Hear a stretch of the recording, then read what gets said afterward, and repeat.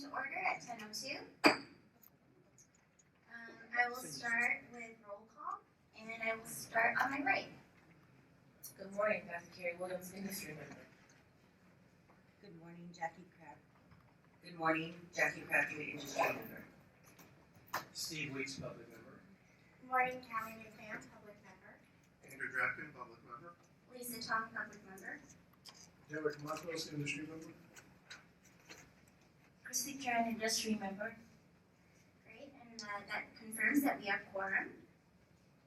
I will move into today's agenda with opening remarks. I just want to give a warm welcome to everyone. This is our first meeting for 2020, and there's a lot of fresh faces, which I'm really happy about. It's great to see our board almost at full capacity once again after spending 2019 really with just 5 board members. We had a crazy, but I think a wonderfully productive year, and I want to thank the staff for making it through 2019 and really helping the board get through all of that. I would like to welcome our new board members, Derek and Christy, both whom were appointed by Governor Brown. Thank you for joining us, and Christy. I'm sorry. Newsom. Oh, did I say Brown? I'm so sorry. My brain is still in early 2019 apparently. So thank you to our new board members. Thank you to Governor Newsom. And we have Christy, who's actually not a stranger to the board, so it's great to have you back with us. We have had a very, I think, collegial and very amicable board, although we've had, great perspectives that at some times may not have been in complete agreement, and I'm really looking forward to new perspectives from our new board members to contribute to more productive conversations for this year. And just a reminder of the board's purview that we were established to ensure the health and safety of California consumers by promoting ethical standards and by enforcing the laws of the barbering and beauty industry. I also want to recognize that we have a new legal counsel with us, so thank you for joining us. And I'm sure that you will be doing a wonderful job for us. At this time, I'd actually like to invite a guest up to give a few words. We have Kim Kirschmeyer with the DCA joining us this morning. Thanks for being here. Thank you so much for having me here. And I'd actually like to start out my presentation with a very positive note. And I'd like to actually take the privilege of actually introducing a 25-year award for Miss Underwood. So for those of you that may not know, I'm going to give you a little bit of Christy. I'm going to call her Christy. That's just easier for me. Miss Underwood is just so formal. Christy and I worked together a long time, which I'll tell you about in a moment. But Christy actually has the privilege of being 25 years with the state. She was appointed as your executive officer, I believe, in 2005. Correct, and so she's been with you for a very long time. That's actually a long time for an executive officer, so that just kind of goes to the work of what Christy's done with this board, and just to her credit, does done an outstanding job with everything that you have going on. You are a busy board, you have a lot of stakeholders involved, and a lot of licensees, and so to her credit, she's done an outstanding job with this board. But prior to that, she had 16 years going into that appointment. And she had worked at, I think it was engineering. I was looking at Professional Engineers Board. She also worked at the Hearing Aid Dispensers Bureau and then other regulatory programs within the department, so within DCA. So, Christy, are you completely DCA as well? With your 25 years? So, yes, so that is a great thing. So we have a plaque for Christy. And this is her 20th year, and it says, in recognition of your 25 years of dedicated service to Christy Underwood. So, Christy, you want to come out? Oh.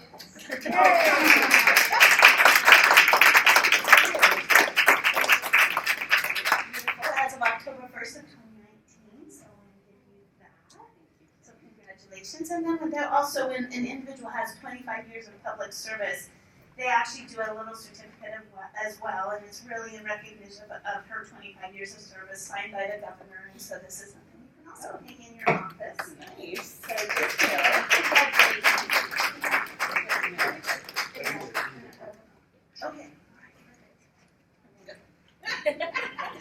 Yeah, let me, I'll hold one for you. Thank you.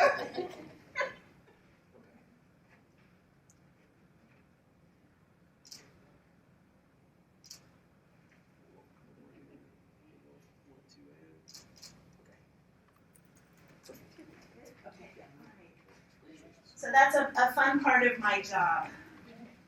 The funnest I'll probably have today, actually. As you can imagine, there's a lot of things going on with the Department of Consumer Affairs. So it really is my pleasure to be here today. I am Kimberly Kirkmeyer, and I am the recently appointed Director of the Department of Consumer Affairs. It's an honor to be appointed by Governor Newsom to serve as the Director of the Department of Consumer Affairs. And like Christy, DCA has actually been my home for my entire state career as well. I think both of us started when we were 5, so.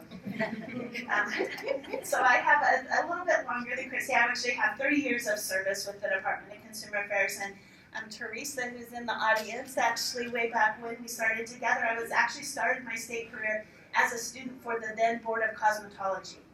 So that will tell you how long ago it was before you were merged. It was before you went to a bureau, back to a board, and so a long time with the department. So I started at the board at that time, Board of Cosmetology, and then I went about 10 years. I was there about 10 years, and then moved over to the Medical Board of California, where I promoted there to the deputy director at that board. And then I got a governor's appointment under Governor Schwarzenegger and went to the department as a board and bureau relations for a short time, and then went back to the medical board, and I was promoted there they actually put me in as the executive director about 6 years ago, so I've served there in that capacity for the past 6 years before coming to the department. So, long-standing career with the department. The department's been my home, and I love working for DCA. I think that's what keeps us around, right, Christy? And we love what we do, and we love the mission of the department. So I actually sent out an email that went out to all of the Department of Consumer Affairs staff that really kind of gives where I'm going to focus and a lot of what I'm going to be looking at as I take on this role. And I thought it would be helpful to share that with the board in case you all have questions as to what I will be doing in the next couple months, definitely. So the first thing that's really important to me in my initial focus is really client services and satisfaction. So I believe that every department, every position within the department plays a critical role in providing efficient and quality services to the boards and bureaus so they can in turn then provide the best experience to their licensees and to the public. So client service is very important to me, customer service, and being able to provide what the boards need to meet their mission of consumer protection with their licensees and their consumers that come to them.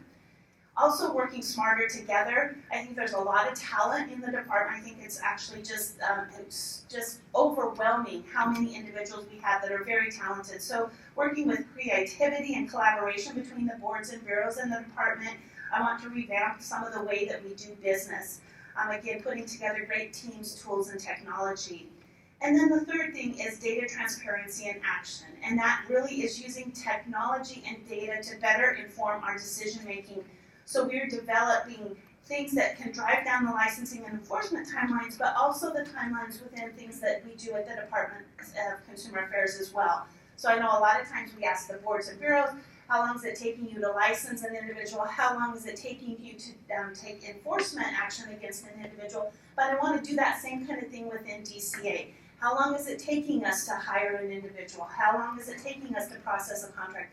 How long is it taking us to get regulations through the process? So those are all things that we want to use. And with that, then my main areas within the department that I'll be looking at really is reducing the time frame for processing regulations. As you know, it's been kind of a long time to get those regulations through the process, and so I really want to focus my time and energy there, kind of finding ways to streamline. Already I'm going to be talking in a moment about some changes that we've made and some things that will help in that process. The other thing is obtaining fiscal reports for the boards and bureaus, so you can know how much you spent or how much revenue has been received. I know for other boards, I know at the medical board, it was really difficult for me to be kind of driving what I was going to do and people I was going to hire when I didn't know how much money was coming in or how much we were expending throughout the year. So that's another thing that we're going to be working on. Working on ADA compliance issues. Obviously, all of you know that we have our web pages that have to be ADA compliant, but not only those web pages themselves, but we also have 2 million pages of documents that we need to bring into ADA compliance, and so we'll be working on that as well.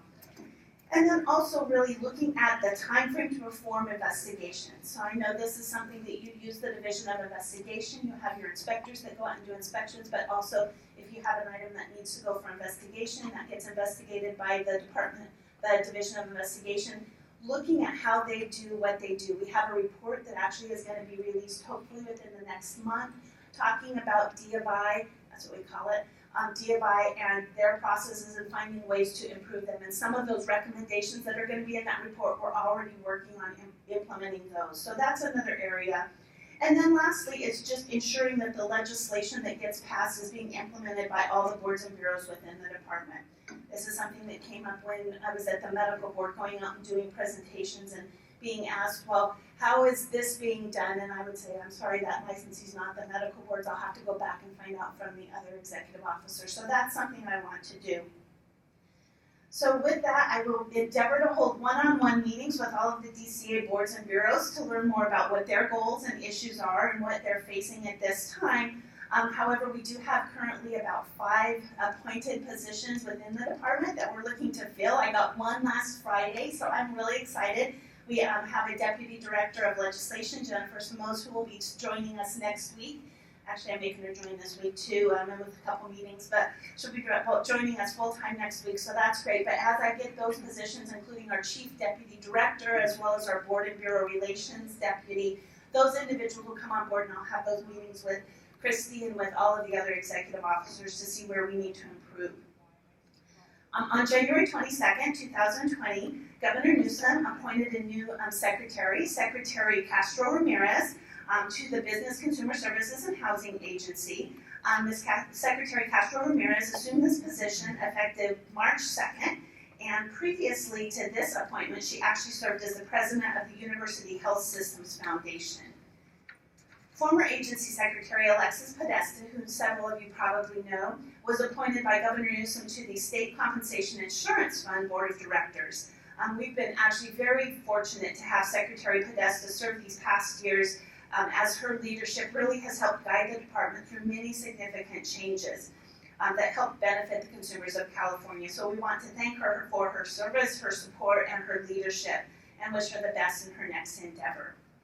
So I mentioned the DCA regulation, so I wanted to let you know that the DCA Legal Office has actually created a specific regulations unit to directly assist in the processing of departmental rulemaking proposals.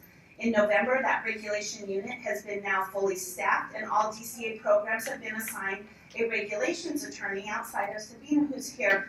She's one of the board attorneys, but it's actually a regulation attorney that will also act as an assigned reviewer of proposed rulemaking packages, and those individuals will work together as well. A large priority of the regulations unit in processing regulations just recently has been to implement AB 2138, which is the substantial relationship and criteria, setting up criteria for those that come in and petition to the board. And so really we've been working on those. I think almost all of those packages are now through the process and getting to where they're going to be noticed, and some of those have actually ended up in their final rulemaking package to the Office of Administrative Law, so we're happy to report that.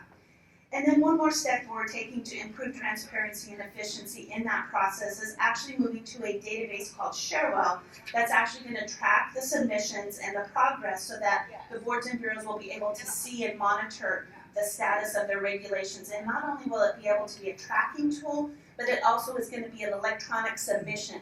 So we'll be submitting documents electronically, the boards will to us, and then we'll be making edits and sending them back electronically. So there won't be quite so much back and forth, hopefully, as those edits are made.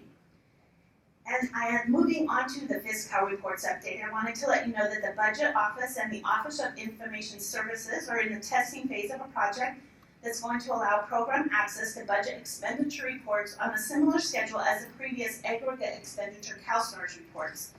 Staff are utilizing data. We've actually had to extract it from the fiscal report, and we're moving it into actually the QBERT system, which is, most of you know, it might be this. It's the system that we actually use right now with our BREEZE system for our licensing and enforcement. You dump the data in there and then pull reports from there. So it's very similar to that. And eventually these reports are going to be able to be run on an ad hoc or on-demand process through that Qbert system. So anytime Ms. Underwood wants to go and get a report, she can go in there and pull those reports for her board. Sunset review, I know that the board's sunset review hearing is scheduled for March 24th, and the department really remains committed to working with you to provide support in preparing for your hearing. Executive Officer Underwood and I had a meeting to discuss sunset review with members of the administration, and we've also had a separate meeting just to discuss the board and the upcoming hearing and issues that may be raised during that hearing. So leading up to your hearing, we will continue to communicate anything that we hear. I'm going to provide that information to Ms. Underwood, and also we're also offering mock hearings if you're interested in front of the department, and we'll try to prep you for those hearings as you go through that process. But please let us know if we can be of any help or any service during this process. ADA compliance, the department, we're actually continuing its ongoing effort to encourage boards and bureaus to bring all web postings, including meeting materials, into compliance with the American Disabilities Act. Just like the laws that govern physical accessibility, the California Government Code requires state agencies to make websites accessible to people with disabilities. So DCA's Office of Information Services is continuing to find ways to bring all of the boards and bureaus into compliance with state laws by having all of those old documents converted to ADA accessible web documents by the end of this year.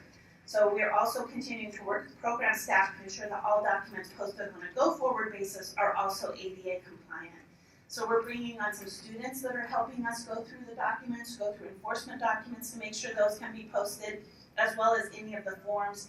And then ultimately, we're probably going to have contractors come in and assist us as well, just due to the sheer volume of the documents that the department has.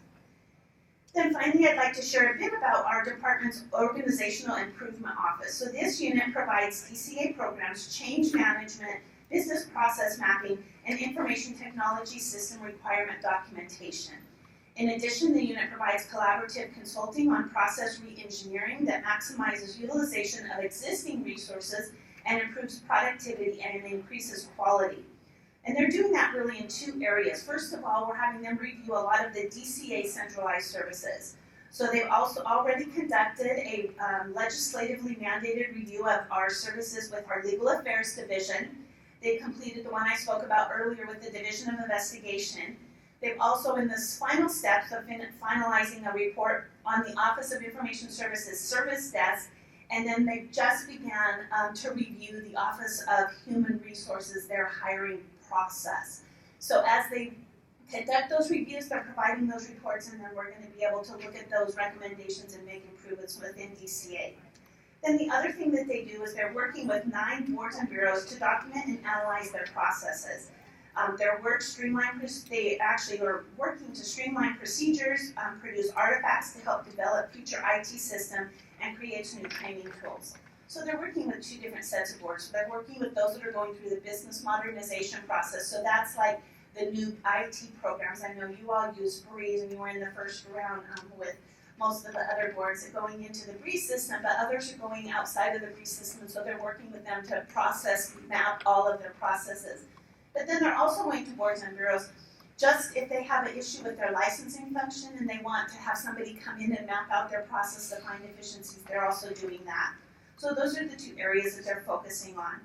But again, thank you again for your opportunity to present to you today, and I open it up for any questions. And again, I just want to thank you and just commend both Ms. Underwood and her staff for the great work that they do. Thank you for the update. Any comments or questions from the board? Amazing. It's a lot of work. A lot of work, yes. You are all amazing. I keep telling everybody, just remember, it doesn't happen overnight, okay? Yes. All right, thank you so much for having me. Thank you. Yeah. Awesome. And congrats on your appointment. So moving on to agenda item number 3, annual election of officers. And so at this time, I will go ahead and open up for nominations. Should we start first with president? Yes. Okay. So opening up for nominations for the role of president. Jackie Crabtree, I'd like to do a motion for president for Lisa Tong. I'll second that. Thank you. I accept. Thank you. And at this time, I guess comments or questions from board members is first. Okay. I would just like to say you've been doing a fabulous job, and I'm excited that you're accepting the nomination to serve as our board president for a second year in a row. Thanks. I second that. You're amazing. Oh, thanks. Thank you. That or we're throwing you under the bus. I'm very appreciative of the vote of confidence. Public comment? At this time, I'll take any public comment. Seeing as there is none, oh yes, please. Yes, go ahead.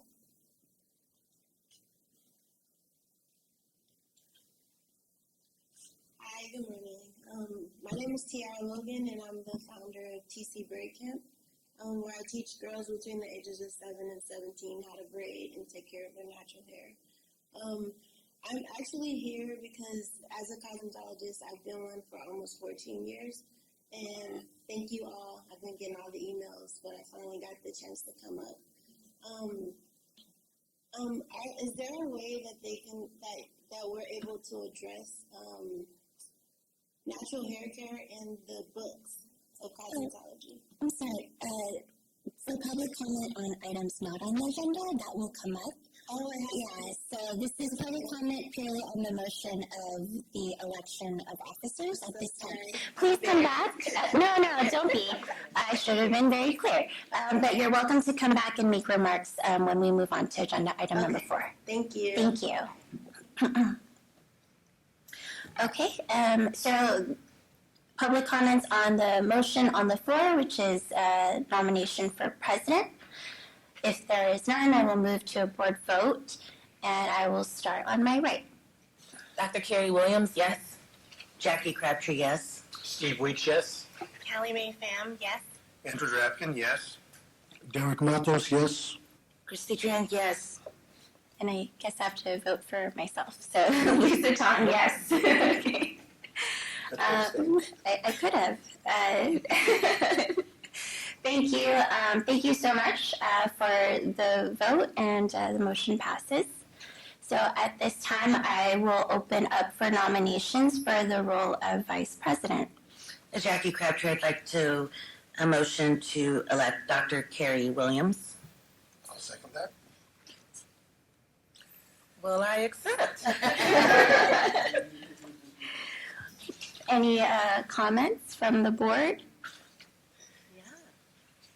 I just want to say I followed in Dr. Carey's footsteps, and so I am so honored that you accepted. And I think you, especially during the sunset hearing process, are such a strong asset. So thank you for accepting. Thank you. All right. If no further board comments, I will open up for public comment on the motion before us for vice president. Seeing as there's none, I will start with a board vote to my left. Christy Trans, yes. Derek Matos, yes. Lisa Tong, yes. Andrew Drapkin, yes. Callie Mae Pham, yes. Steve Weeks, yes. Jackie Crabtree, yes. Dr. Carrie Williams, yes. Congrats. Motion passes. Is there anything further that we need to do on election? Okay, great.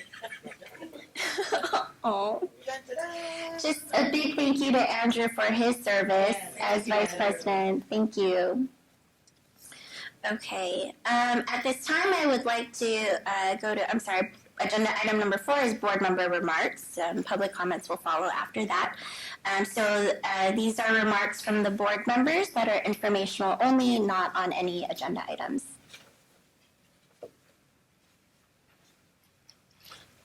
No comments from the board? Okay, seeing as there are none, I will move on to public comment for items not on the agenda. So agenda item number 5. Please come to the front, clearly state your name, and feel free to let us know what you would like to say. Again, good Good morning. My name is Tiara Logan, and I am the founder of TC Break Camp. I'm located in San Leandro. I've been a cosmetologist for almost 14 years, and so with my experience, I have noticed that there's a lot of discrepancies as far as the natural hair care and the way that it's taught in the books and it's not taught in the books. And so maybe addressing, well, I'm here because I feel it's really important that we now address how, and I read so much about you, I love your work, how to teach properly and to allow the students to know how to maintenance and manage natural hair. It's not, so I took a few notes from the book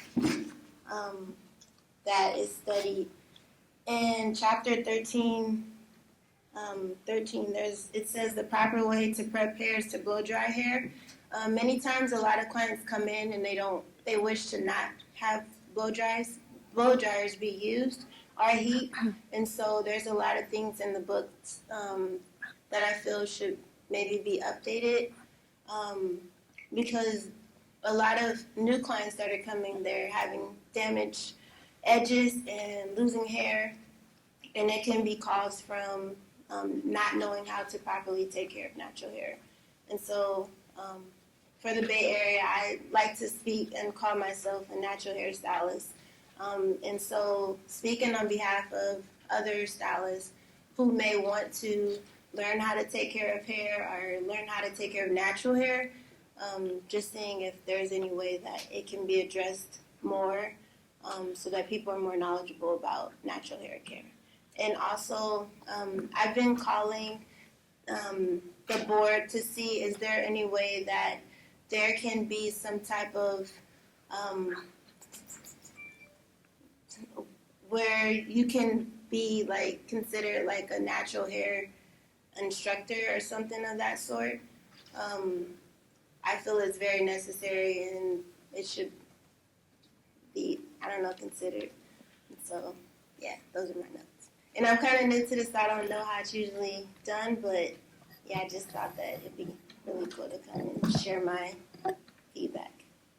Thank you. Can I respond at all to that?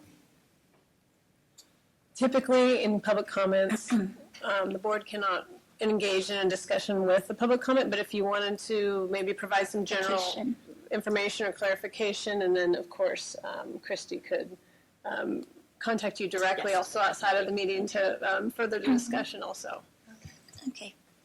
I just wanted to make a clarification. So natural hair care is actually not under the board's purview, but since you are a licensed cosmetologist, your point of view, of course, is welcome, and thank you for sharing that, and I'm sure Christy will follow up with you regarding your comments. Thank you. All right, thank you.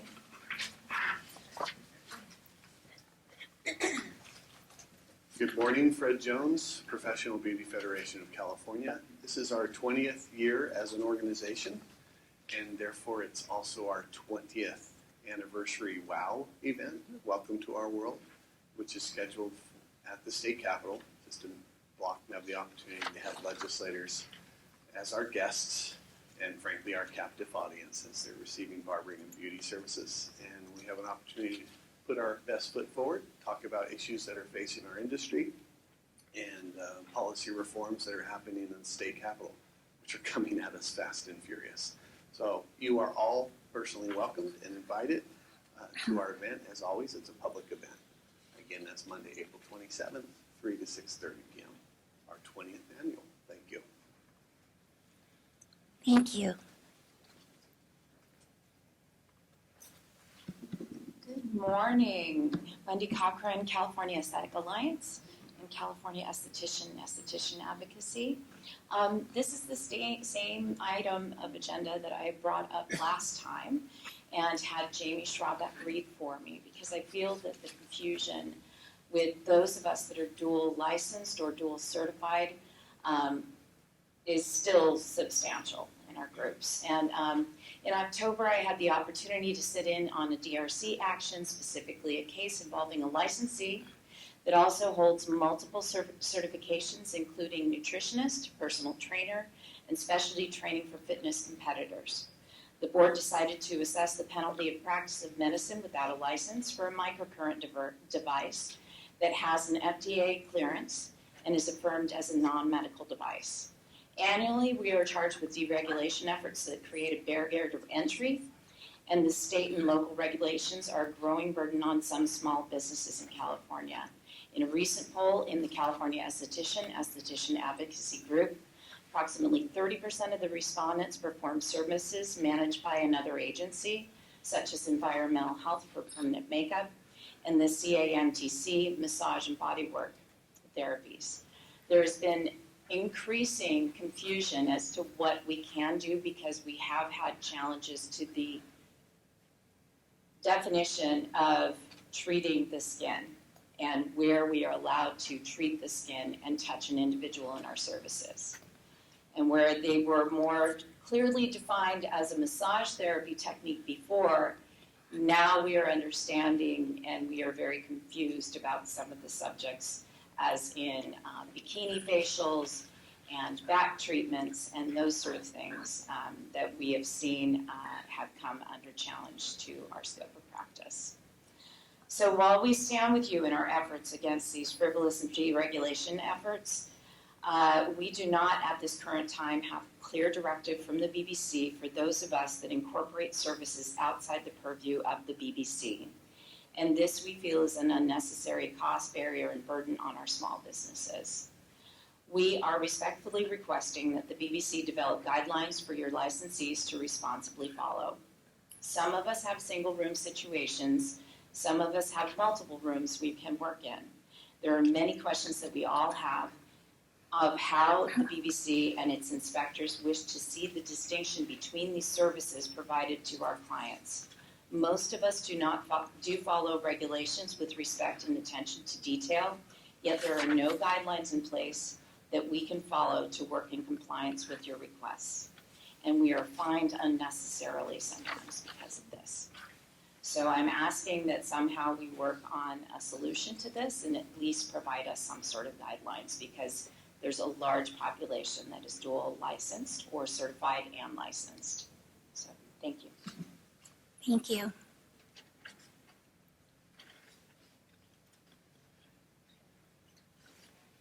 Good morning. My name is Susan Collard, and I'm from NIC, National Interstate Boards of Cosmetology. And I wanted to introduce myself a little bit. I've worked with Christy for many years.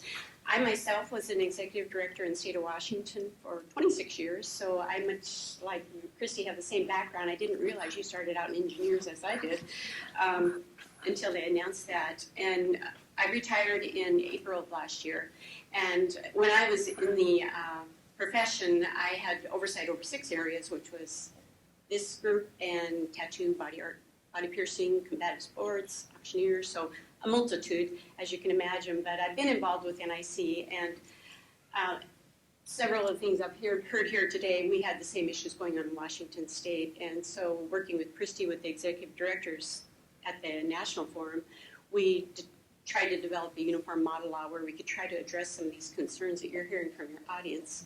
And I have to tell you, it's kind of like a warm hug coming to a board meeting, because I do miss my board a lot. But the reason I'm here is they brought me on as a marketing director. And as you know, the NIC is a national exam.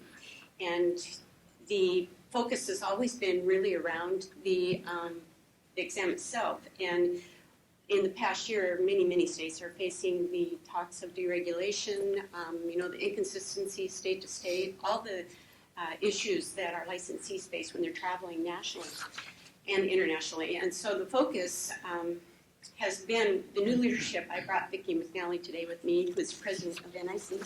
She felt it was pretty important to come down here because California does have some issues going on, and we hear you. We're here.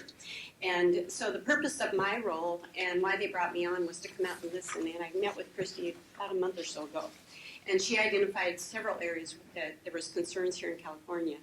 And for Christy to know, I did research. And I don't really want to share it nationally, publicly, but I do want to be available to any one of you who have questions. One of them was the Barber Spanish and the significant drop in the pass rates. And when you dig into the data, yes, there's an issue.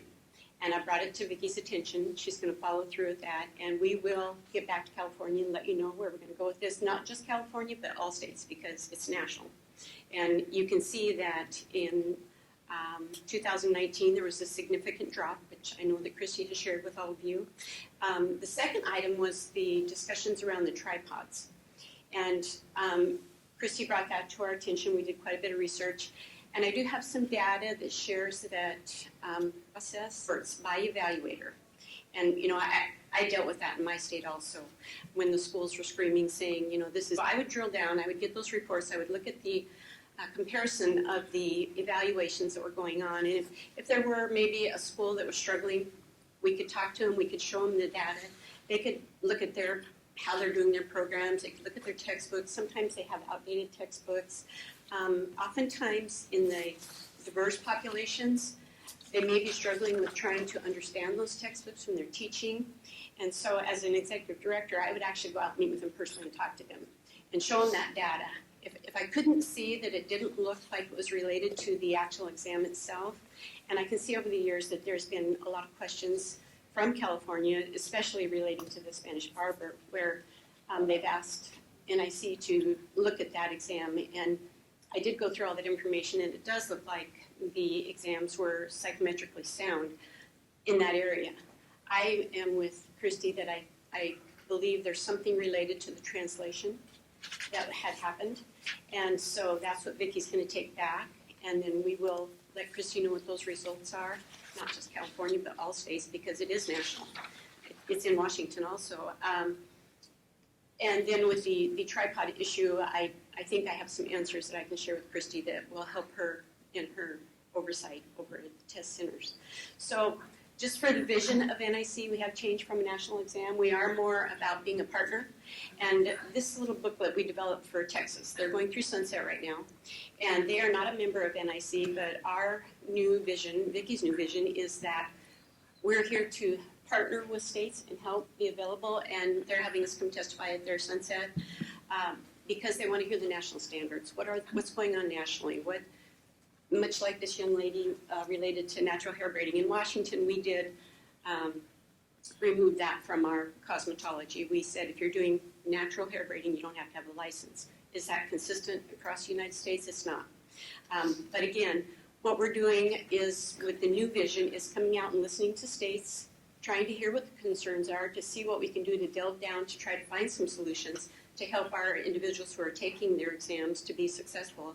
We're also doing our new website rolls out next week, and what we're trying to do is provide tools on there that will show you the Uniform Model Act that was developed by the executive directors, so it's a guideline of what the standards. Anytime somebody gets questioned, I want a new license for piercing an ear or something like that, you can go look at what the standard is, and that's what this Model Act shows you.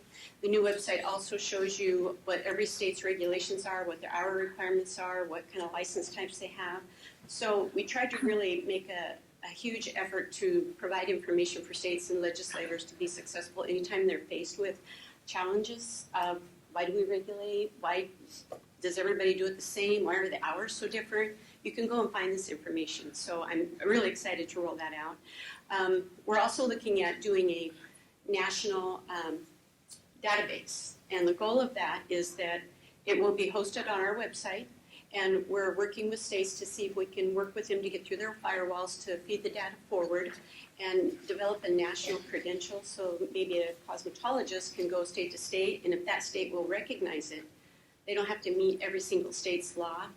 They've already met reciprocity if the state accepts it. So if they say, I have a national credential, I can go into this state, and I can go to this state. I don't have to always take every exam over and over again, because all states are so different.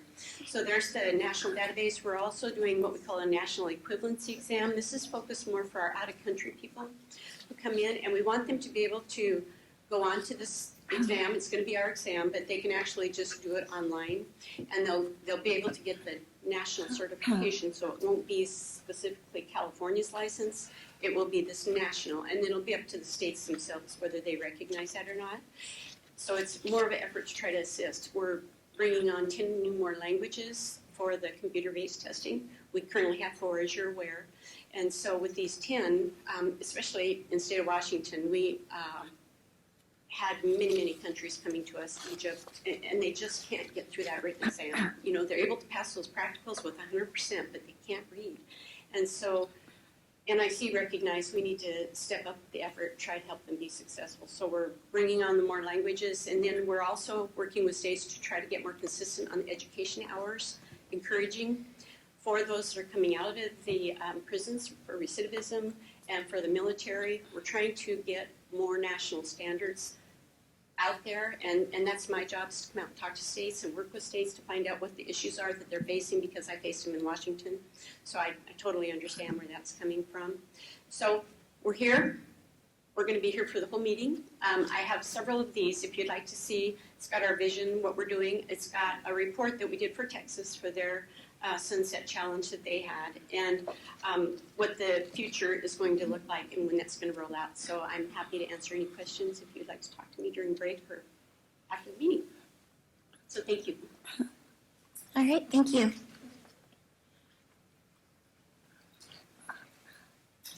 Good morning. My name is Man Lam from San Francisco. I'm a retired Chinese bilingual bicultural education specialist.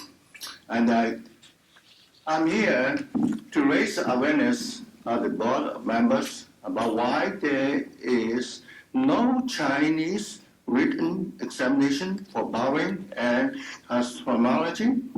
On May 29, 2019, the Department of Consumer Affairs released an article titled "Board of Barbering and Cosmetology Breaks Language Barrier." The article did not include any related to Chinese written examination. I just wanted to know why.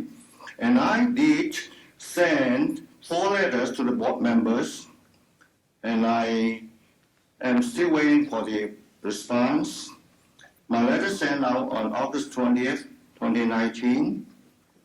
I strongly think there is discrimination based on race against the Chinese community. Please update the language selection so that it will also fully support Chinese, or at least provide the reason why there is an absence of Chinese. Thank you for your time. Thank you.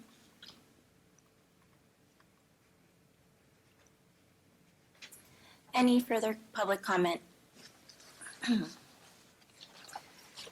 Seeing as there is none, I will move on to agenda item number 6, the discussion and possible approval of our December 2nd board meeting minutes.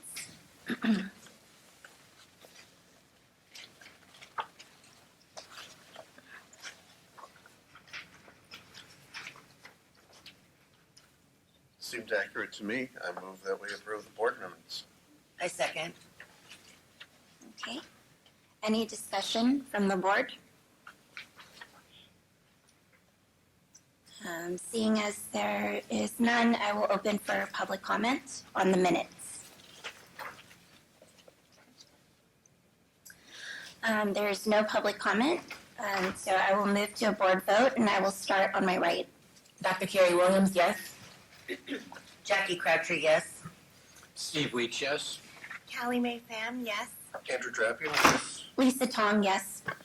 Derek Matos, yes. Christy Trans, yes. Okay. Minutes have been approved. I will move on to agenda item number 7, the appointment of committee members to our standing committees for 2020. Should I go through them one by one, or do you want to? Okay. So first off, disciplinary review committee. It's always been the case that all members of the board have participated in this. I anticipate this is going to continue. Is that correct? It is. For the sake of discussion, disciplinary, I know we have Christy Tran, who has served many times in the past. Believe it or not, we're way more caught up than we used to be, so we actually don't hold them monthly anymore, especially up north, and then we've even skipped some southern ones because we've been so caught up. So just to keep in mind, it is usually 2.5 days a month.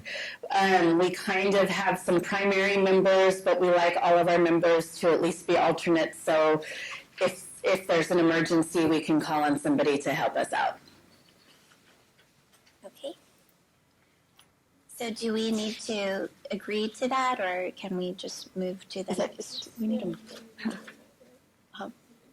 Yeah. Okay, so we're good on that one. As long as anybody, really feels against being a part of that. But it's very fun. Christy. I'll remember that tomorrow. Okay, so I think we're good for disciplinary review committee. Moving on to education and outreach committee. I believe we will need 2 at maximum 2. 3. We haven't had committees in a long time, so we're happy that we have so many board members. We do anticipate having committee meetings, so if we have public. You're going to have public meetings? Yes. Yeah, okay, then you can do 3. 3. Don't mind doing public. So, right, so remember we have to notice a meeting if there's more than 2 members, so. Okay, so at this time I will take volunteers for 3 members of the education and outreach committee. I would like to be a part of that committee.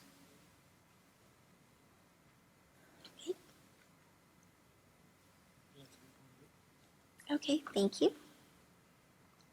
So one more. So you don't have to have 3. Okay, so 2, unless there's somebody really, itching to be the 3rd person for this committee. I can always be an alternative. We can do that. So Jackie as an alternate. And I believe we will need a motion for this. Is that correct? You can appoint members at any time. It can be outside of a meeting as well. You don't have to. No motion needed. It's Okay. the purview of the president. Wonderful.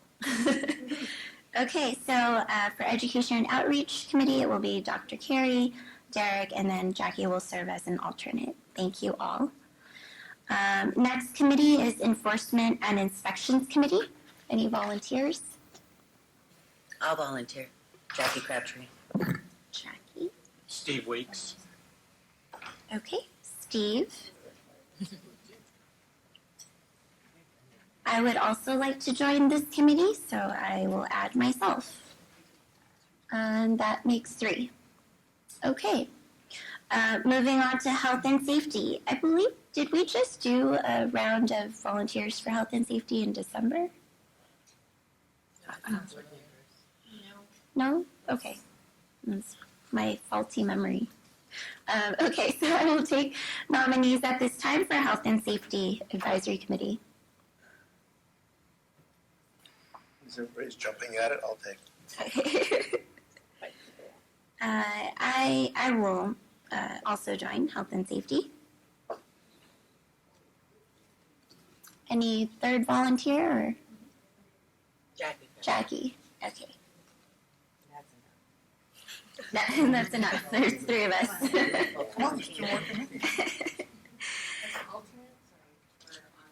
Just on. Sure. Yeah. Whatever you need. I'm a team player. Thanks, Jackie. Okay, Legislative and Budget Committee. Volunteer. Andrew.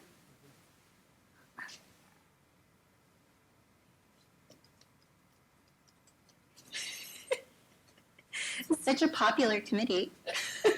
Normally, don't new board members automatically default and we don't make decisions to join? We believe in free will here. You only have 1? We only have 1. I'll do it. Jackie. No, Jackie, I don't, I will. We gotta have some people on it. I will offer to be an alternate for this. So Andrew, Jackie, and then myself as an alternate. And then final one is Licensing and Examination Committee. I'd like to get involved in that one. All right. Now we're on John on that one. That's I would like to be a part of that committee as well. All right, Dr. Carey and Steve. And Callie May will join as well. Ooh, very nice. Thank you, Calme. Okay, that's 3 for licensing and examination. All right. And I believe that's it for... I have a question on that. Yes. Do we anticipate that there'll be any other special committees set up this year to deal with any recommendations that may come out of Sunset Review? Good question. If you find that needed, you can always appoint that. At any board meeting that could be added. You can appoint it outside of the board meeting if needed. Okay, great. I have a question.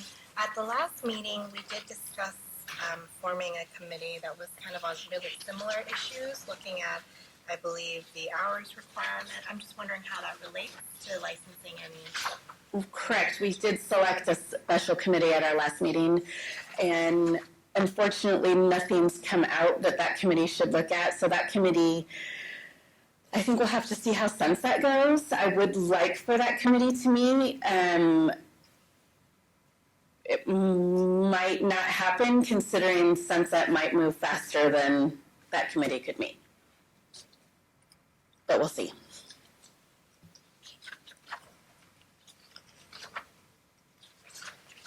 Okay.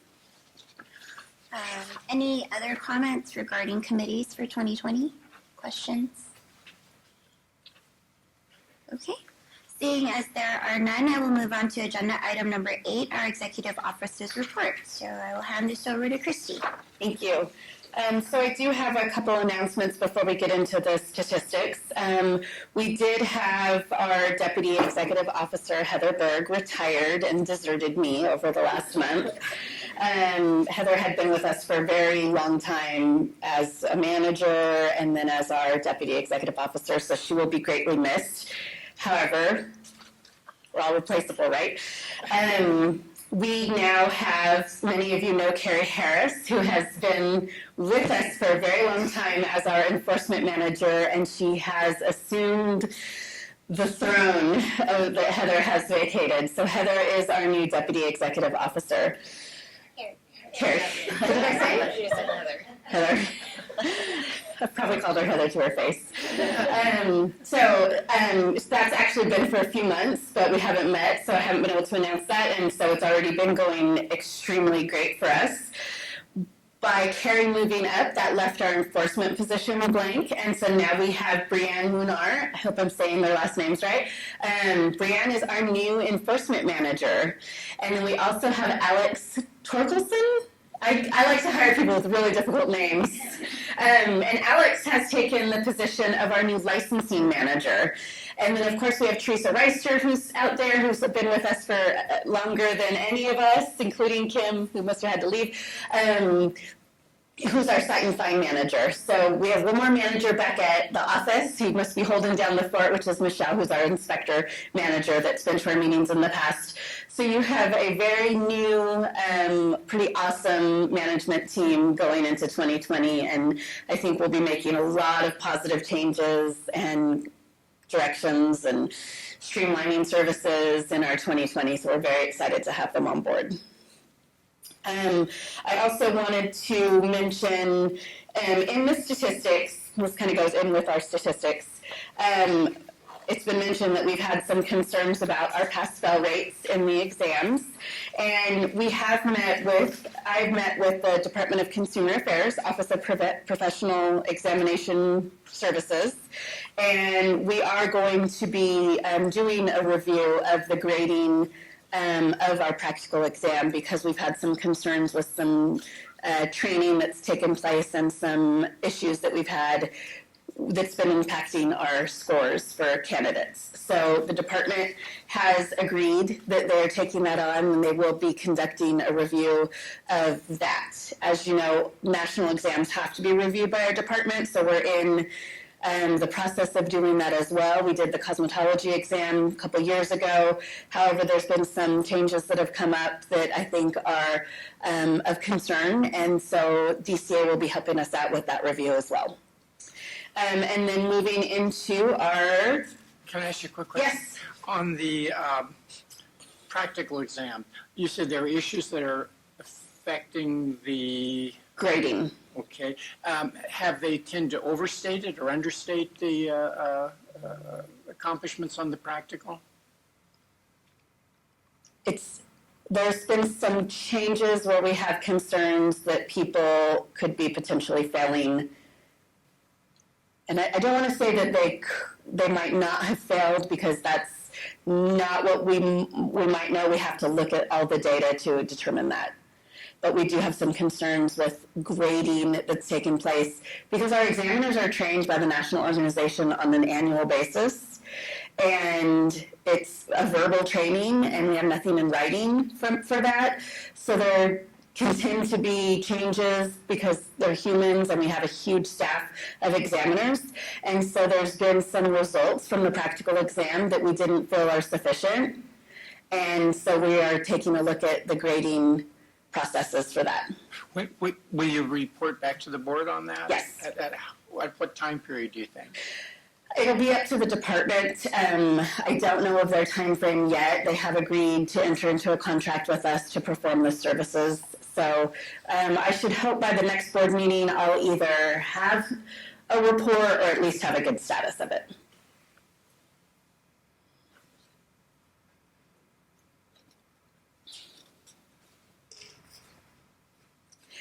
Okay, moving on to our statistics. You can see in your packets our standard reports that we provide you, and I'm happy to answer any questions that anyone might have. Quick question about the written exam results. How many of these, I mean, it's hard to tell, apprenticeships versus school goers, if that's not the right word, but you know what I'm trying to say. You're talking about in the results, how many are apprentices and how many are... How many came from schools versus the apprentice? So I don't know that, but we can include that breakout in the next board meeting. Okay. Also on the licenses issues in the last 5 years, for fiscal year 19 and 20 so far, there are 16,680. Where do you anticipate that number falling out at? What is your gut feeling of the volume you're seeing now? Pretty close to last year? Yes. Because I noticed that the trend has been, the 5-year trend has been down on licenses issued. Probably, we took a big drop based on the Marinello school closures. We saw an impact for sure. Right. We don't seem to ever see a decrease in our workload. It seems to us, I mean, now that the Marinello issues are starting to even out, and because we had so many students that probably were close to finishing education and chose to go in a completely different pathway, and not even finish their education and go into a different industry. We do think some dropped off of this, but... What year was that? That was, I believe, in 2018, maybe 2017. Okay. And there still is, we still see it. We still have a lot of Marinello students coming in now that are finishing or that maybe got discouraged at the time their hours were still valid, and so now they're coming in. We get Marinello students still all the time, so they're still slowly trickling back in. I would just be concerned if there was a trend line going down on the number of licenses being issued, and then a growth curve in people that are declaring non-use of their license. So it's kind of like this never land we can really never get a handle. Right. If I'm a licensee and I would say I'm not going to use my license any longer, would I have to declare that at license renewal time? It's in a survey, but it's not in our database. So we do a survey. The last chart, I believe, in this is our practice status survey. So we ask them at renewal, but it doesn't get placed into our system so that we can really, it's hard to track. And those numbers have stayed consistent for a very long time. Right. Well, and I mean, I got a couple things to say to that, because when you're having the questions asked, I mean, in our industry, not everybody, is going to be 100% truthful sometimes if they're an employee or a booth renter or, at whatnot, or they're not working. Right. And then would the other issue come to place if the schools that have been closed recently too, or within the amount of time, or there's definitely an impact in manicuring. We have such high volumes in manicuring in general, but if you can see that in 17-18 manicuring dropped considerably. I do think it's going to climb back up. We prevented a lot of people from taking the test when we were closing down schools. Not that we were closing down schools, but we were working very hard, and some closed on their own because they knew they had been caught in some significant fraudulent activity. So there definitely was a decline there in manicuring. We're seeing that climb back up, and I think it's going to climb back up. It'll be interesting to see where those come from, what Can I schools. ask, other than closing of those schools, is the state pursuing any criminal avenues against these people, or is it just revocation of licenses? So our biggest impact on those schools was we stopped processing their application. We did not, it's the Bureau of Private Post-Secondary that has the more of the authority to take action against those schools. We do have some pending cases. I don't believe we've done anything criminal, because I don't think anybody will pick up those cases, because the problem in those situations is you can't get anyone to testify against those schools. So it's even hard for the Bureau in that scenario, because they can't get the students to testify against the schools. So we just stopped processing their applications, and they caught on that we did joint inspections with the Bureau, and ultimately several schools just shut their doors and disappeared. Clearly, we have the ability to drive them up. Right. Thank you.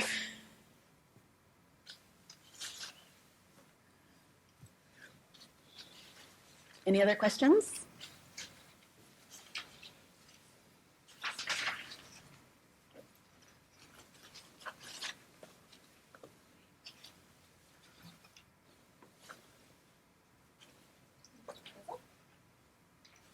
Okay.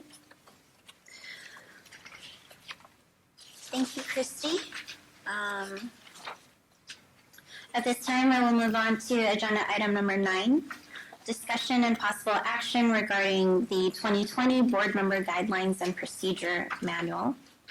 I believe we need a motion to approve this manual. And just so you know, it's the same manual as before. It's for those of you who've seen it before, it's a little smaller because we actually took out all of the travel information, since the department provides that separately, and it was making us have to update this every year because there were time-dated information in here. So no, we're not recommending any changes. It's just smaller because we took out standard information. I put a motion to approve. Second. Okay. Open to board members for discussion or questions. If there are none, I will open for public comment on this agenda item. Seeing as there are no public comments, I will go with a board vote, and I will start on my right. Dr. Carrie Williams, yes. Jackie Crabtree, yes. Steve Weeks, yes. Callie McMahon, yes. Andrew Drafton, yes. Lisa Tong, yes. Derek Matos, yes. Christy Trans, yes. Okay, thank you, and the guidelines have been approved. Moving on to agenda item number 10, discussion and possible action regarding the 2020 Sunset Review. So there's no action needed today. However, just an update. We do have our sunset hearing on March 24th. Lisa and Dr. Carey will attend, hopefully. And then it will be something that you can stream online on the Senate's website, just so you know. At this point, we have not received the background paper from the committee. I'm expecting to receive it any time. And just for those of you who are not aware, we will receive the background paper and it'll have a number of issues for us to address. They will ask us to address a certain number of those issues at the public hearing. So we will have a format for what we need to present at the March 24th hearing. And then we will have 30 days to provide our written response to the issues that are raised by the committee. So at that point, that is why I sent an email out that we have a tentative board meeting date set for April 13th. And that will allow us to formally approve the responses to the sunset background report. So with that said, there is also a hearing on March 16th. As you all know, our sunset was extended for a year so that they could have various informational hearings. We've already testified once at the beginning of this process. On March 16th, there will be an informational hearing for the joint committees on education. So I will be presenting at that meeting, just kind of a background of what our current requirements are right now. No members need to attend that, but it will be streamed so you can watch. And then they'll have several panels just at that hearing to talk about educational background and becoming a licensee. Because as we know, some of the biggest issues that we're going to be talking about at Sunset are what we've been talking about for some time now. The amount of education that is required at this time, practical examinations, as well as I think reciprocity could be an item that's come up. There's a lot of talk, and all the states have different types of requirements for reciprocity. We require 3 out of 5 years, which is really a licensure by endorsement. Some states require 1 year, so it's different amongst all the states. So there's been discussions of that as well to try to get some easier entry into California for somebody to come to work. And then whatever else might possibly come up. You had mentioned in the past that there might be a report from DOL regarding this particular industry. Has that? It is. We are waiting for that report any day. We thought it was going to be out March 1st. It is my understanding it is very close to being out, but it is not out yet. Thanks.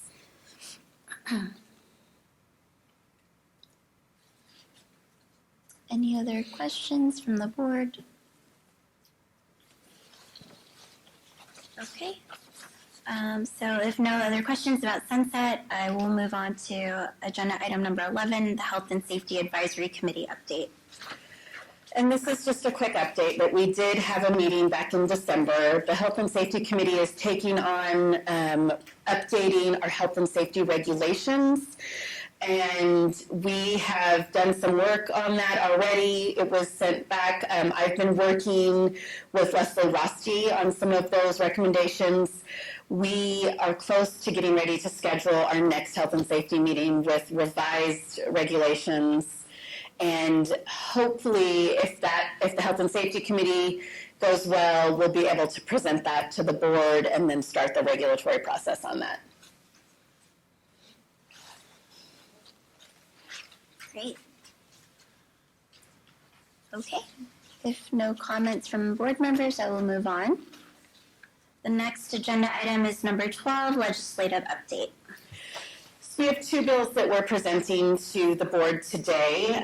We are tracking many more bills than the 2 that are on here, but these are the 2 that we thought were of most significance. AB 1928 is a bill that basically wipes out AB 5 and returns our licensees to look at the Borrello decision on how to determine if they are an independent contractor or an employee. Our licensees already have the exemption in AB 5, so this bill I think is just something presented by Republican authors as an answer to AB 5. Doesn't impact us at all. However, it was of note to let you see what's kind of the stuff that's happening in the Capitol.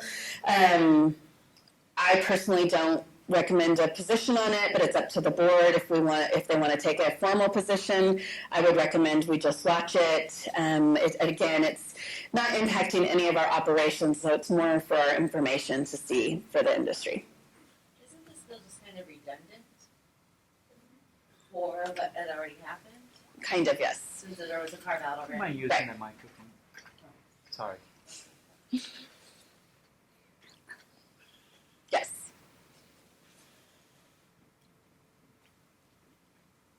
Any, points of view from board members? Should we just watch, or does anyone feel strongly about taking a position? Move that we watch. Do we need a resolution? You can just, the staff will continue to work.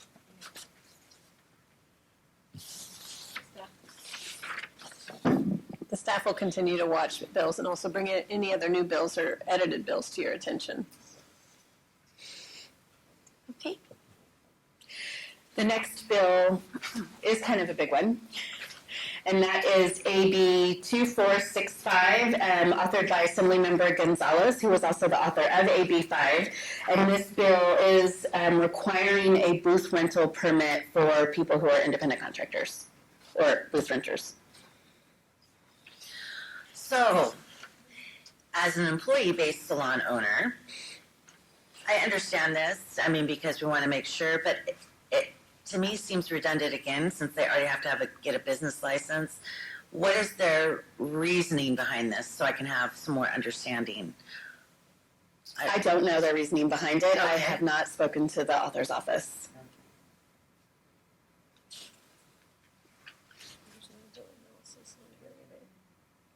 Okay.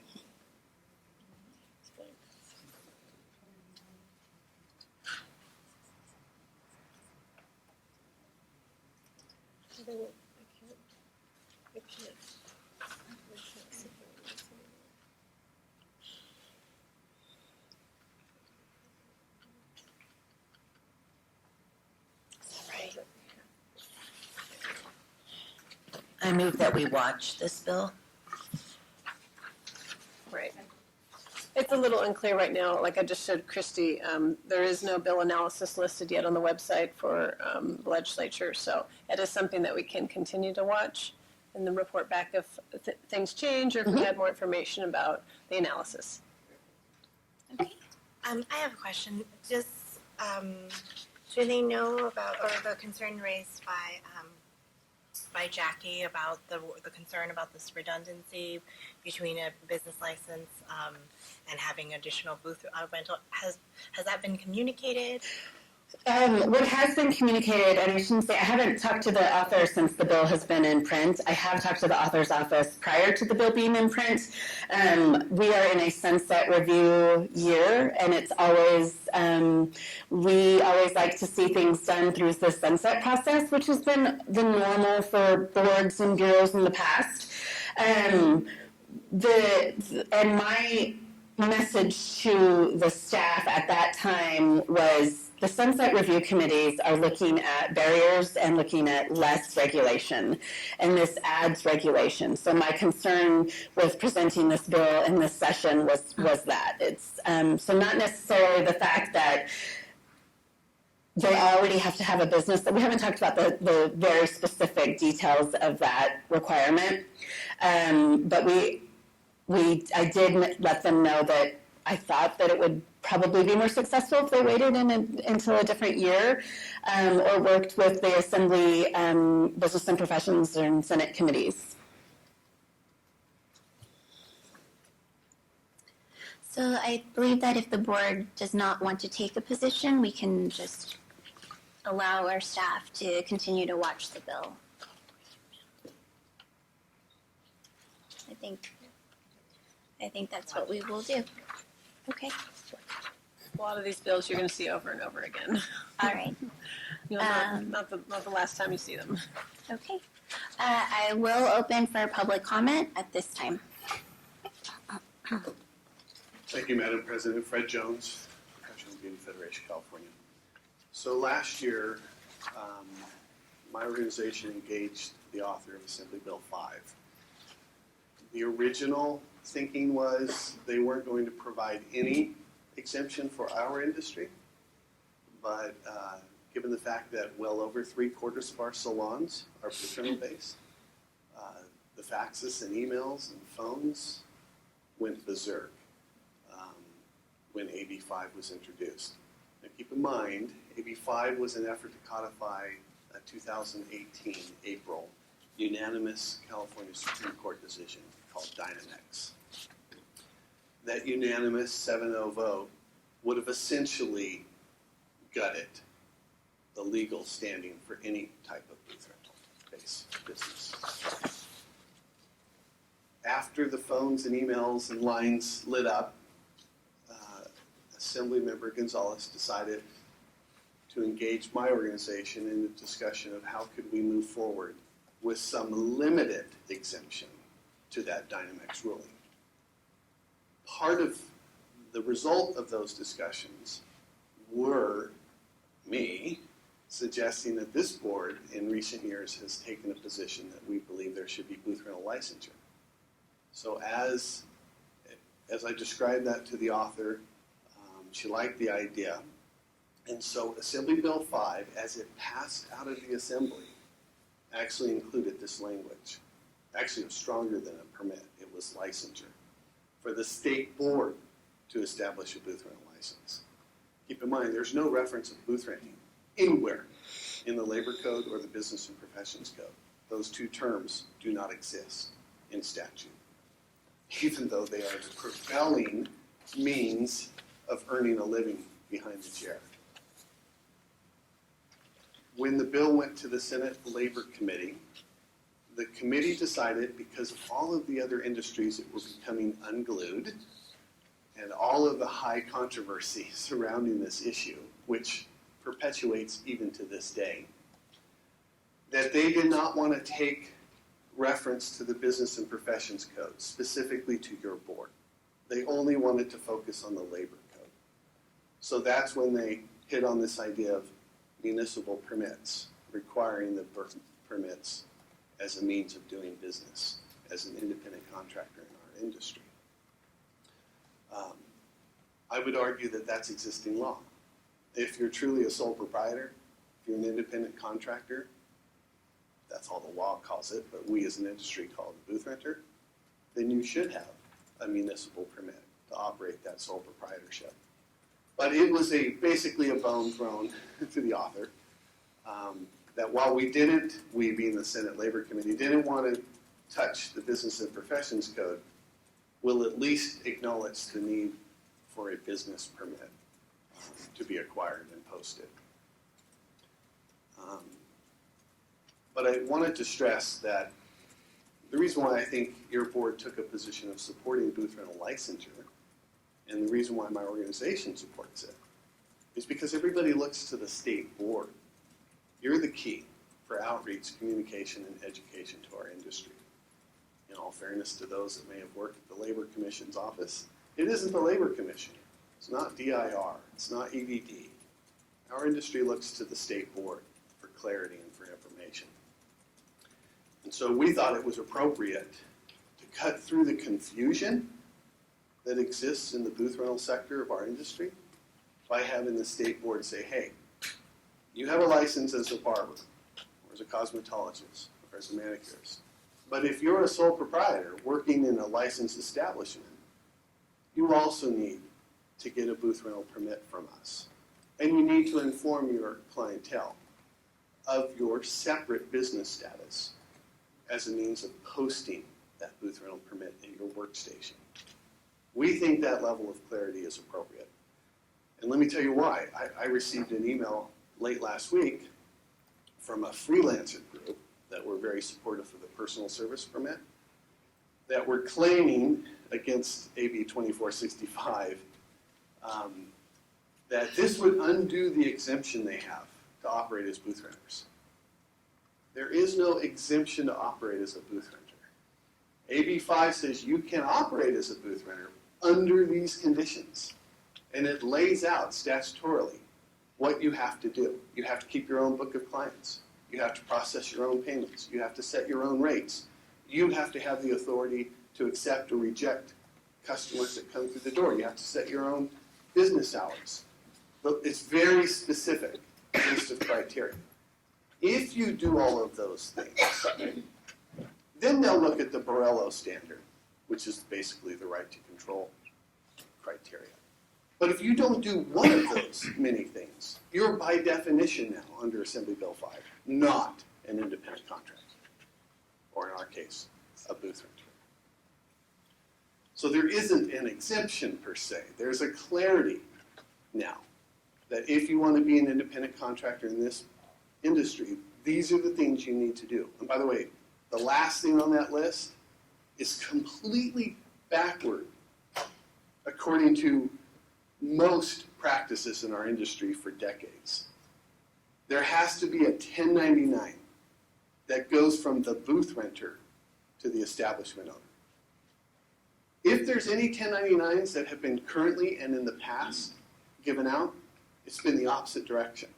It's been the establishment owner who's been collecting all the fees for services and all the tips, and then giving that to the booth renter every pay period. The 1099 reported that income.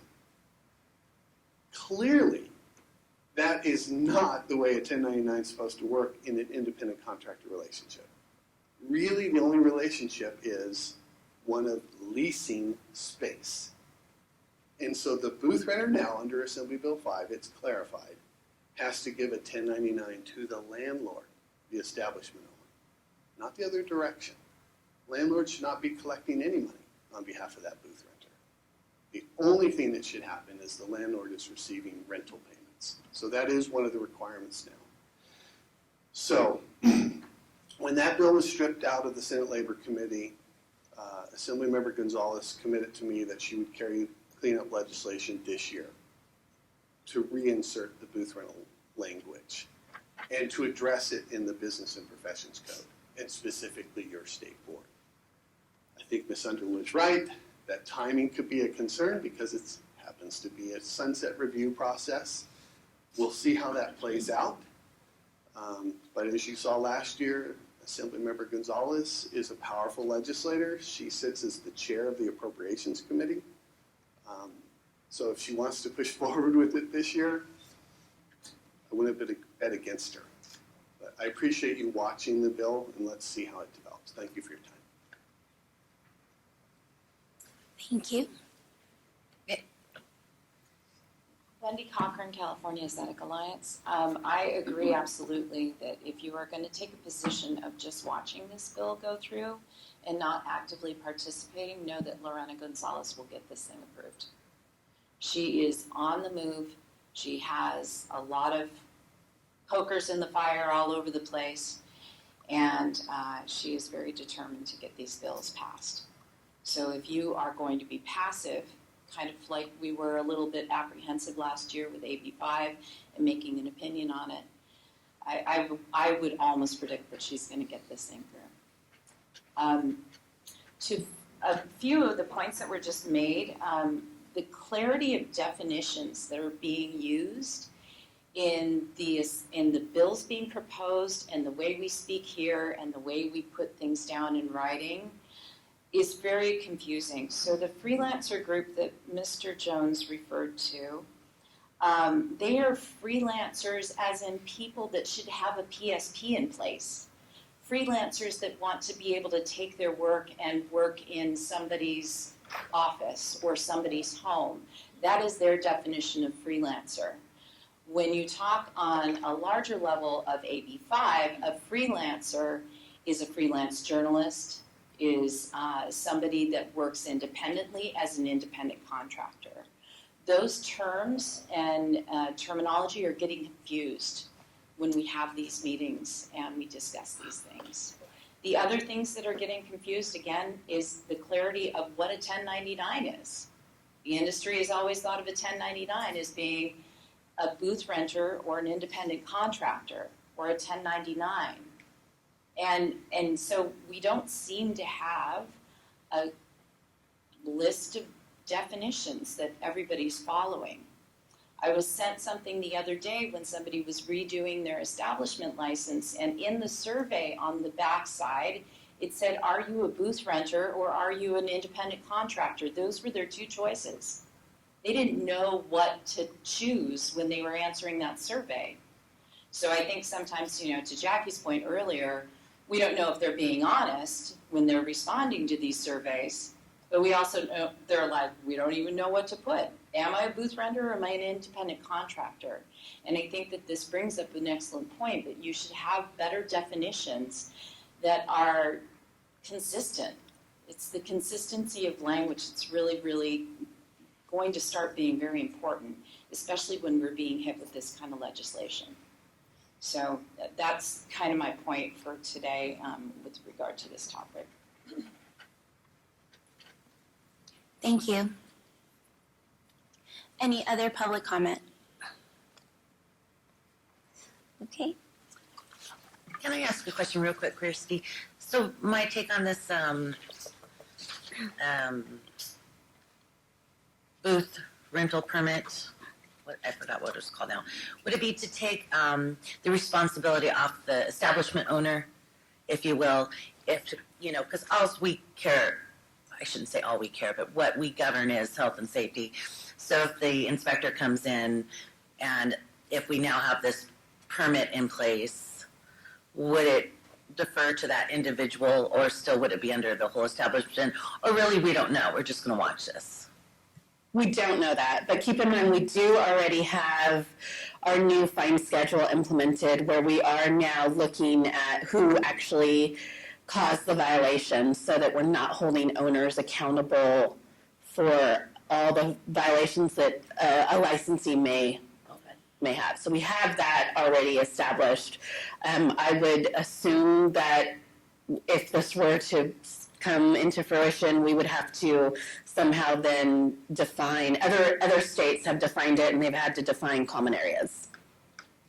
So there would be that work to do. So this would just be more to falling back on liability in a lot of sense. Right.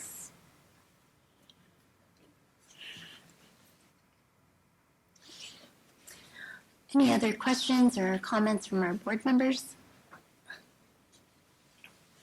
Okay. Seeing as there's none, I believe that's it for legislative updates. Okay.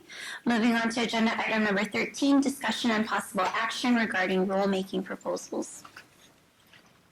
So we have several items under this agenda item.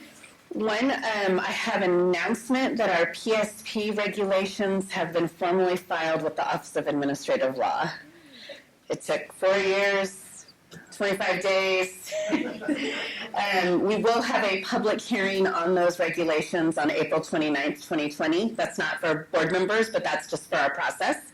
But we're pretty excited that we made it that far. Those regs were something. So that's an announcement I have. We do have a couple of items that we will need the board's decision on today. As Director Kirschmeyer mentioned earlier, the AB 2138 regs, and just to remind you, AB 2138 we're talking about our rehabilitation and substantial criteria. It was the bill that originally wanted our board to do fingerprints that we were able to get changed and not do fingerprints. We already have approved the regulations and they actually did get filed with OAL. However, there's been some changes with some other boards because this is a department-wide bill. And so we do have some recommended changes that are included, and this is what I emailed to the board members, as well as we've provided public comments. So we have some changes to the regulations that we are recommending. I am fine with these changes myself. If the board approves this language today, we would also need their approval to move forward with a 15-day public comment period. Yeah, right. Right. Basically, as we're running all these regulations through the Office of Administrative Law, we've been getting some feedback. As you know, most of our boards and bureaus have to do these regulations, so it's a good opportunity for us to get feedback and see what the OL attorneys are approving and not approving. And so we have a lot of boards are going through this also right now, just tweaking a couple pieces here and there, trying to make it clearer, trying to make it a little bit more standardized. And so these little changes are just kind of implementing those. And then when we're ready for a motion for that, as you know, a regulatory motion has to be a big, long paragraph that I'm not sure in the past if your legal counsel has read, but I'm happy to read it for you and someone can say, so moved. And so we have that, and you'll have it, the language will go out for another 15-day public comment period. And the public can comment during that 15 days on the modified text. And then if any comments come back, you'll see the comments as well, and the board staff's suggested responses to those comments. And then hopefully you'll be on the final stretch to submit this final package. So, did you want me to guide this discussion, or are you? I think we can open up for a comment, and then if we're ready to make a motion, if you would be able to help us with that. Any comments or questions from the board? I make a motion to approve. Okay. So I think we're ready to make a motion. If you could just read the language for the motion. I'll read it, and then you can, I don't know who said the. It was Jackie. You can say so moved. Okay. So I approve the proposed text for a 15-day public comment period. Delegate to the executive officer the authority to adopt the proposed regulatory changes if there are no adverse comments received during the public comment period. Follow established procedures and processes in doing so, and to delegate to the executive officer the authority to make any technical or non-substantive changes that may be required in completing the rulemaking file. So moved. I know, it's an mouthful. I second. Oh, sorry. Point of information. I'm trying to understand what we're voting on. Microphone, sir. I'm sorry. As a point of information, are we now voting also on that piece that reflects the disciplinary review committee? No, so the handout you have here, the disciplinary review committee language is on the first page. If you turn the page, we have section 970, section 971. Oh, that's a long one. So we have those two sections you're approving, just the two, not the first page. Correct. Sorry for that confusion. I realize they're on the same page. Okay, we have a motion on the floor. So I will open up for public comment at this time. Okay, seeing as there are none, are we ready for a vote? Okay, I will go ahead and start with my right. Dr. Carrie Williams, yes. Jackie Crabtree, yes. Steve Weeks, yes. Callie Mae Pham, yes. Andrew Drafton, yes. Lisa Tong, yes. Derek Matos, yes. Christy Trans, yes. Okay. Great. Now, the next item that we will need a motion on and discussion is the disciplinary review committee. So we talked about this at our last meeting. The board previously had approved this language in the past, but it didn't move forward, so we're bringing it back to this board for discussion. What this will do is change the makeup of the disciplinary review committee. Right now, it is only made up of board members. And it was brought to our attention from legal counsel some time back that the board members have to ultimately vote on any discipline that happens. So anybody that comes before the board disciplinary review committee then has to also, or may also go in front of the board for decision. So we have to pull those people out for DRC.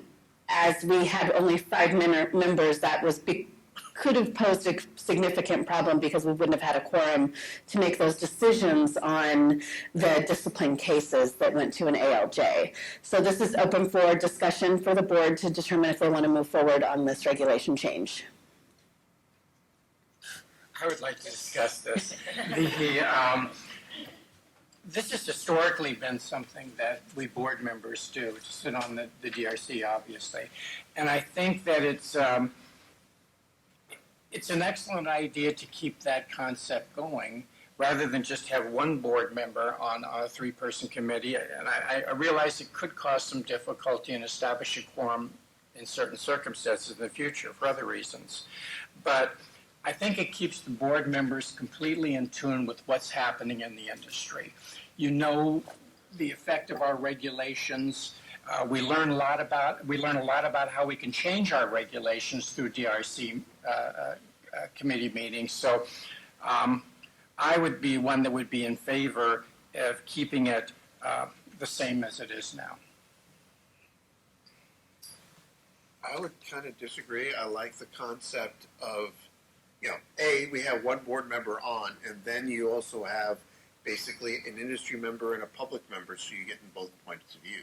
Currently, if Lisa and I were to serve, we'd have no industry representatives with that point of view and that expertise on it. And it's just always, it's random. It's like, we could try to make sure we have one public member, one, industry member, et cetera, but it does make it difficult. And then if we're worrying about issues of quorum, et cetera, I don't know. I kind of like the idea of having the separate committee with still a board member with their finger in the pie, if you want. I don't know if that's the right phrase, but. So is this saying it may, that each committee may include at least one member? So it still could be the board members, or it may be a board member, an outside industry member, an outside public. I mean, is this just not saying, or is it that's the way it's now going to be three different people? It's kind of the main. Keep in mind, this is the first time our new legal counsel has seen this language as well. So yeah. Yes. That language can absolutely be tweaked depending on what your pleasure is, of course. If you want it to where you have an option of two board members, this is showing that it may include at least one member, so of the industry, and one member, one public member basically, and one board member. So the way it is worded is it may include at least one, so it makes it sound like you can have a combination thereof. But we are capped at 3 members. Correct. Because of column A. Correct. Okay. The other question I have about this language is hypothetically, it's like, since we appointed committee members today, if we were to do this now and it's for a term of 2 years, if I was appointed and my term expires at the end of this year, you'd have to reappoint somebody else somebody else to serve the rest of that term. Correct. And that's going to be this is going to be a somewhat fluid committee depending on, who's on it, who can make the meetings, of course, public member versus industry member versus board member. Obviously, if somebody falls off the board, then we'd have to make those adjustments. And we do have the flexibility of appointing multiple DRC committees, so even if I fall out because I'm termed out, we can have 3 other ones with other board members serving on it. So correct. And remember, this is just language you're looking at today. You're looking at least a year or more to try. Even if you approve this language today, you're looking at some time before it's actually going to be in effect. I think a concern that I would have too, but I don't know how the board would move forward, is making sure that the individuals, if we do have an industry member and a public member, understand the process of how we do it, because, when you come in, it obviously you're not quite sure, and you have to lean on someone who's done it before to know the process of going through it. Right. And those new committee members are eligible to go through our board member training, so orientation training, so they could get an overview. And I know I'm not sure, Kim left already, but we were talking about having the board member training in Southern California at times and Northern California, so we can kind of capture everybody in between and not make it a burden to travel. What is the logic of the second board member, one member who is not associated professionally or financially with that industry? Yeah, but if you have an understanding of a strong understanding of the regulations of this board. Would that be difficult to put a person on a committee like that would not have as strong an understanding of our regulations or concerned about our regulations? I personally think it's like the idea behind having public members on all of our boards. So we have a public representation, we have a different viewpoint, that all of our boards have public members. There would have to be some significant amount of training then involved in this. Again, there's board member orientation training. The EO oftentimes reaches out directly to new board members and does a little miniature training. I have also talked with new board members to try to, and so, for example, an enforcement process question or something like that. Your council can also do some training at meetings. So we have some options. And since we get to pick them, I mean, we can pick somebody with experience or expertise. It's like an ex-board member kind of a thing. You're not just picking up a random person in front of the grocery store and saying, hey, come serve on the committee. Right, that's true. Yes, there's obviously, there would be some sort of an application or vetting process that I'm not sure how it was done in the past, but. And what's your estimate, again, of this proceeding through from this being, could be day one? Maybe a couple years. It depends if you even approve the language today. If you don't, if you want us to work on it and try to work through it, if you give us some direction on what you'd like to see different, we could bring it back at the next board meeting. If you approve it then the board staff has to work on a regulatory packet and move it through the DCA and budget process, including agency. So you're looking at close to 2 years. And I believe with DCA, we are the only board that does this process. Is that correct? There is the Bureau of Security Investigative Services. They're a bureau, but they have it as well. But they're a bureau, so they don't have board members. So who does it for that bureau? They have appointed members. Oh. From the industry, and I assume I'm not sure. I assume they have public. I'm not positive, but they're appointed members just for their DRC. Did you say that we're the only board that does it this way? Yes. Right now? Yes. Hi. Right. So I was hoping to look to others for guidance on how they handle it, but. What about other boards in other states? I haven't found one. That have DRC? Correct. And keep in mind, one of the things that's different from us than most others, even other barbering and cosmetology boards, is our volume. Other boards have a method for informal conferences. When you get a citation, you can come in front of the EO. That's how most boards handle it. Obviously, we can't have that. You want us to make that motion, Christy?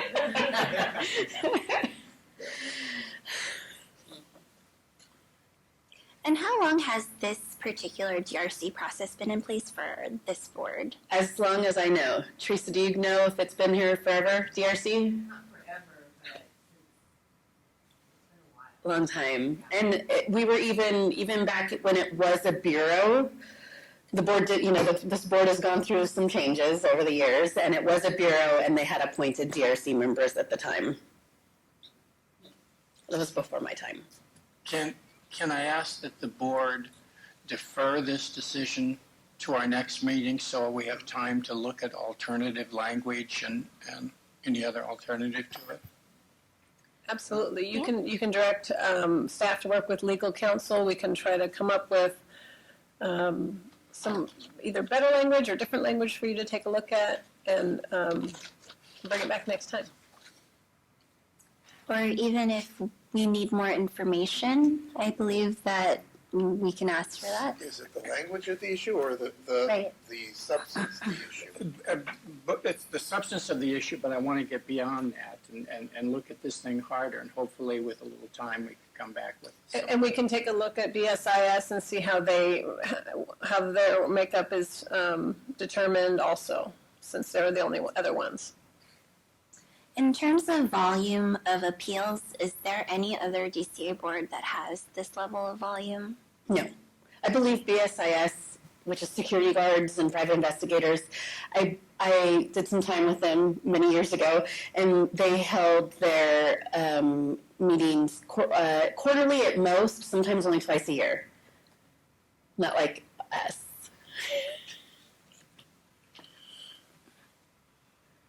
And how do other states handle their appeals process? I don't know that other states have appeal processes like we do, so I could certainly find out.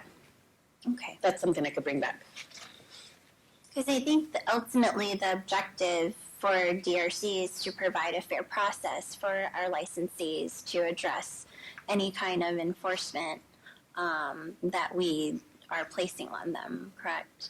So. Well, for the citation process, I mean, it gives them the opportunity. We have, 3 reasons that somebody can appeal.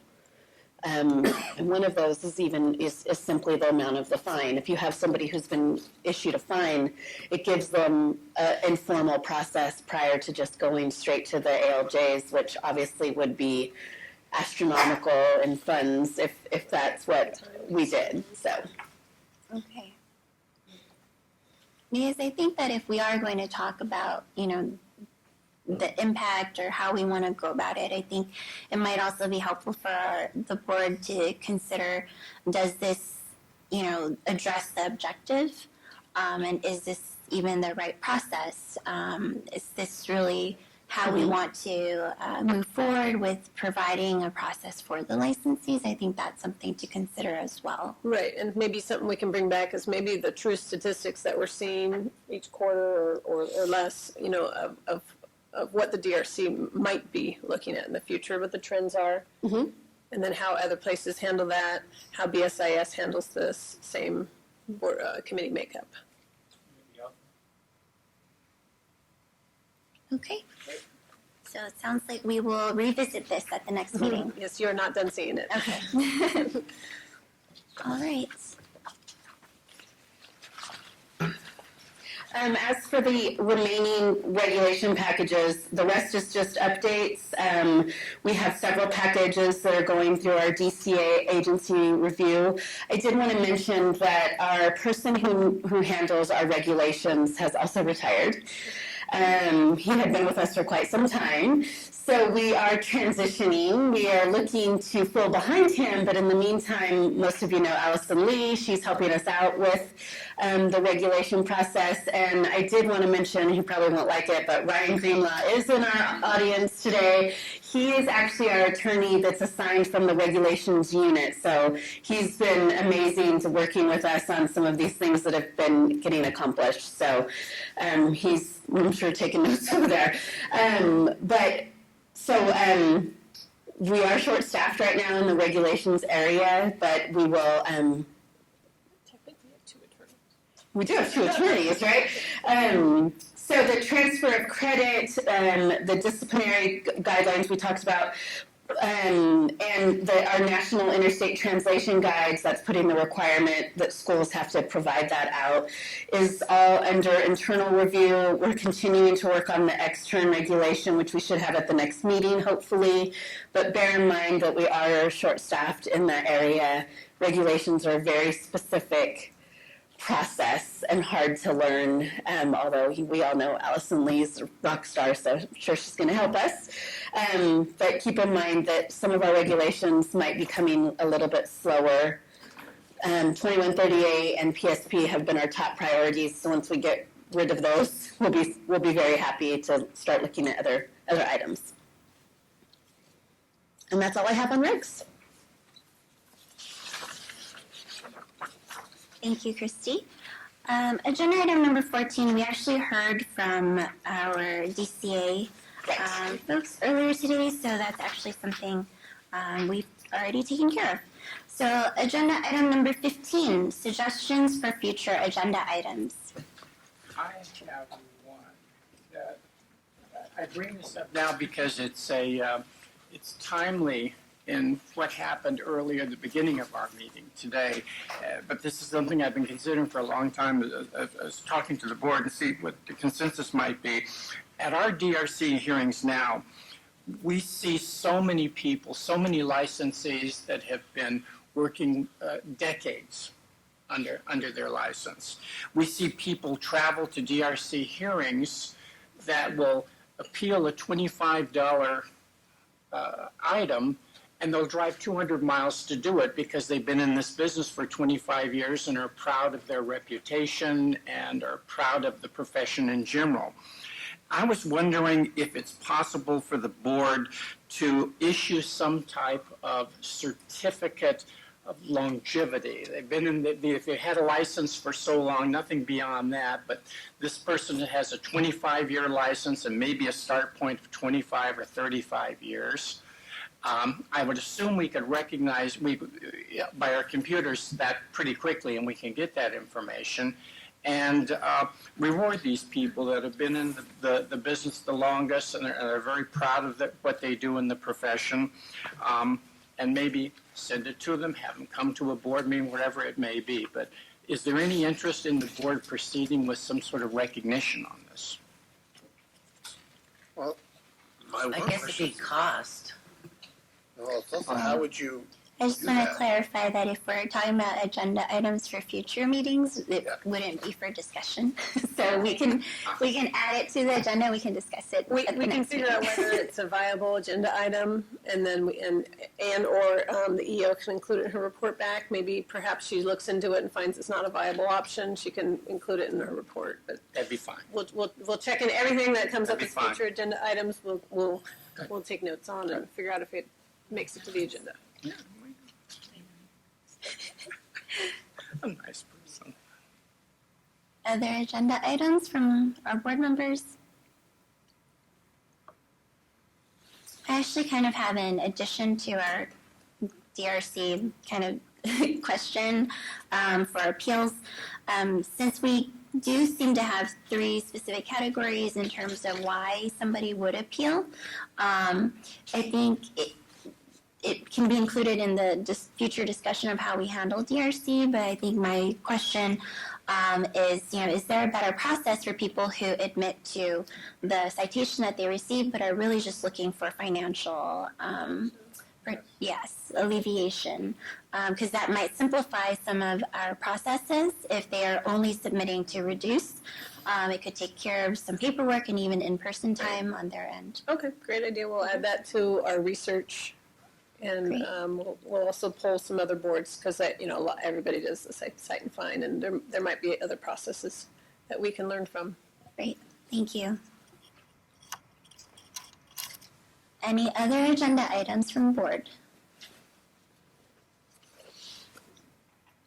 Okay, seeing as there are none, I believe that's it. Is that right? Anything else? Okay. So without further ado, I'm going to adjourn our meeting at 11:54. Thank you, everyone.